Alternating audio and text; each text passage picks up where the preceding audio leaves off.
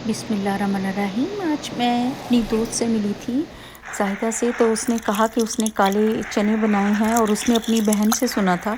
तो मेरा भी दिल करने लग गया कि आज काले काफ़ी देर हो गई मैंने नहीं बनाए थे। तो मैंने 1 कप चने लिए और उसको मैंने ओवरनाइट के लिए डुबो के रख दिया पानी में 8-9 घंटे के लिए। और भीगने के बाद जो उसका मैंने अच्छी तरह से पानी धोया था, उसी पानी को से मैं 2 कप लेके तो चनों के साथ रख दूँगी और 1 कप मैं बाद में ऐड करने के लिए रख लूँगी। और इसको अच्छी तरह से मैंने धो के भिगोए थे और उसके बाद इसमें एक मीडियम साइज़ का प्याज मैंने डाल दिया था। और मीडियम साइज़ का प्याज डालने के बाद उसमें 2 टेबलस्पून मैंने अदरक लहसुन के पेस्ट के डाल दिए थे। और उसके डालने के बाद मैंने इसके अंदर तेज़ पत्ता शामिल किया था और काली मिर्च शामिल की, हल्दी शामिल की उसके अंदर, और ये धनिया का पाउडर शामिल किया। लाल कुटी हुई मिर्च डाली मैंने इसके अंदर 1.5 टीस्पून और 1.5 टीस्पून मैंने नमक ऐड किया। और इन सारे मसालों को ऐड करने के बाद इसके अंदर मैंने और टमाटो पेस्ट भी 1/2 कप इसके अंदर यूज़ किया। और उसकी वजह से कलर बहुत अच्छा आता है और टमाटो पेस्ट की वजह से, और मिक्स भी ईज़िली हो जाता है। और इसके अंदर मैं 2 आलू डाले हैं और इन आलूओं की वजह से थिकनेस आती है उसके अंदर और फ्लेवर में भी बहुत अच्छा इसमें इन्हेंस करता है। और ये जो है ज़ीरा मैंने डाला है। ज़ीरा जो है वो दालों में और इन सारी चीज़ों में बहुत फ्लेवर लाता है और इनको काले चनों को तो स्पेशल कॉम्प्लीमेंट करता है, बहुत अच्छा फ्लेवर देता है। उसके बाद मैंने उसके ऊपर ढक्कन दे दिया प्रेशर कुकर के ऊपर और उसको मैंने ऐसे ही 8 मिनट के लिए प्रेशर दिया, क्योंकि ऑलरेडी ये भीगे हुए हैं और उसकी वजह से वो बहुत जल्दी इस तरह इसके अंदर पक जाएंगे। और इसके बाद मैंने उसकी एयर उसकी निकाली, पूरी भाप निकालने के बाद उसको मैंने खोल लिया। और खोलने के बाद इसके अंदर उसको मिक्स किया, देखिए कितनी अच्छी थिक सा बन गया है।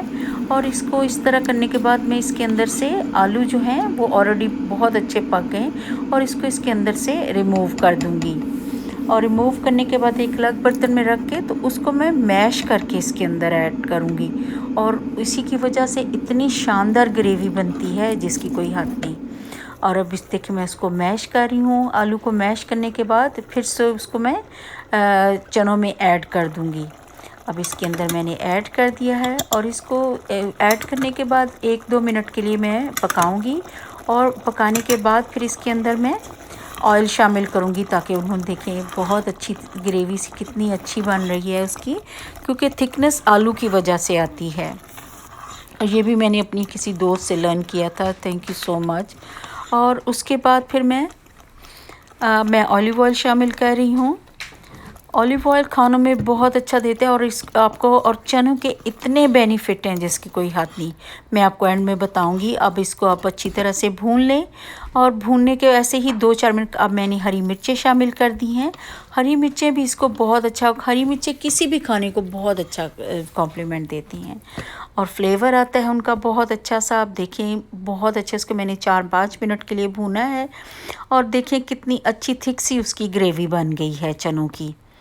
और माशाल्लाह देखिए, और ऑयल ने सालन ने ऑयल भी छोड़ दिया है जो कि ऊपर आ गया है। अब इसको मैं हरी धनिए से गार्निश कर दूंगी और मैं आपको डिश आउट करके भी दिखाऊंगी। और इसके इतने फ़ायदे हैं काले चनों के, ये वज़न कम करने के लिए बेहतरीन है, फाइबर से भरपूर है और इसमें चिकनाई बहुत कम होती है और आयरन का बहुत अच्छा सोर्स है, आपके कोलेस्ट्रॉल को कंट्रोल करता है। और मेरी दादी कहती थी अगर ये बंदा खाए तो घोड़े से ज़्यादा अच्छा दौड़ सकता है। ये एक फ़नी बात है जो मैंने आपको बताई। और खाने से आप चने खाने से आपको भरपूर नींद आती है। अगर किसी को नींद के इशू हैं, नहीं आती, अगर वो चने लगातार 1-2 हफ्ते खाएं, ऐसे ही एक मुट्ठी आपके लिए काफ़ी है। आप यकीन करें बहुत आपको सुकून की नींद आएगी। और चने का इस्तेमाल आपके जिस्म से चिकनाई को ख़त्म कर देगा और ये शुगर पेशेंट के लिए बेस्ट खुराक है, क्योंकि इसके अंदर फाइबर बहुत होता है, आपको फुलाद भी मिलता है इससे और आपके खून में जो है वो शुगर की जो मिकदार है वो बढ़ती नहीं है, उसको भी कंट्रोल करता है, आपके जिस्म से फुलाद की कमी को दूर करता है। और आप चने खाने से इतने अनगिनत फ़ायदे हैं कि मैं आपको क्या बताऊं। अगर आप खाएं काले चने, हम पास लोग इसको इस तरह कहते हैं, वो चने, लेकिन अगर आप चने के बेनिफिट देखें, इसमें उतनी ही प्रोटीन है जितनी के मीट में होती है। तो अल्लाह जी ने हर एक के लिए चीज़ें रखी हैं। अगर जो आप ये दालें, कुछ लोग तो वेजिटेरियन होते हैं, वो नहीं खाते मीट, तो उनके लिए ये बेहतरीन खाना है।